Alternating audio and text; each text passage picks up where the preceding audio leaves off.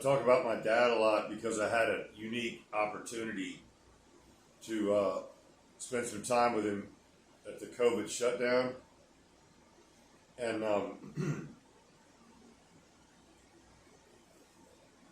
was able to really reflect on a lot of things. And the main thing is that you are looking like, I was looking at myself in the future. I was seeing what was going to happen to me. One of the things he used to say was about family medical history. Family medical history is everything. And I remember about the same time he's telling me that, we had gotten reconnected. I was probably 40. And I couldn't help but notice that he had the same kind of laxative I had, the same brand. And then he commented that his father was on that same exact brand. This shirt is wrinkly. Anywho, now that I try not to think anything like my father, like I actively try not to use my brain the way he used his brain. I don't use any medicine at all. I don't have any stomach problems anymore. That was the stomach problems in our family was some shit my grandfather learned over in Europe in World War II, where he became the war hero, savior of the world and everything. I'm only kind of exaggerating. He did go over there and kill a whole bunch of Nazis. And then he came back over here and told me that, how did he say it? He was a man of few words, but when he said it, it would take me decades to process what he said. But one of them was, well, they always were kind of part of the problem over there, or he might have just said they always were the problem over there. But my grandfather killed Nazis and then came back over here and was an anti-Semite. My father wrote a book about my grandfather's account over there, and tried to make it all about just the fact that he had a duty to go over there because he went to Texas A&M and volunteered to go fight. And my grandfather's saying, like, yeah, I did all that so that I wouldn't be cannon fodder, right? He was a first lieutenant, which means he saw a lot of action, but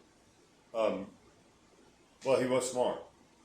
But he kept himself and his guys alive. And mainly by trying to observe. Like, he wasn't trying to fight, he was trying to observe. So by trying to observe and just doing what he had to do, they say he had a hand in killing like 600 people. And I've got his binoculars too, so when you shoot a deer, for example, a lot of times you fire the rifle, the deer falls down or runs or something, or you miss even, but you don't see what happens.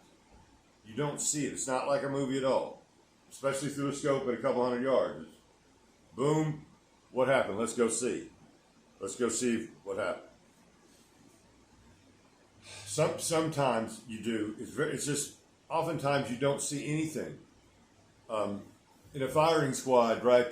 Nobody knows for sure who actually had bullets in their gun, live rounds in their gun. My grandfather would call in artillery and then watch through his binoculars. So my grandfather watched, he would like watch guys run into a building and then watch that building get blown up. And so he saw all this trauma through his glasses. It's really weird. When I first picked up the glasses and tried to look through them, they don't work right.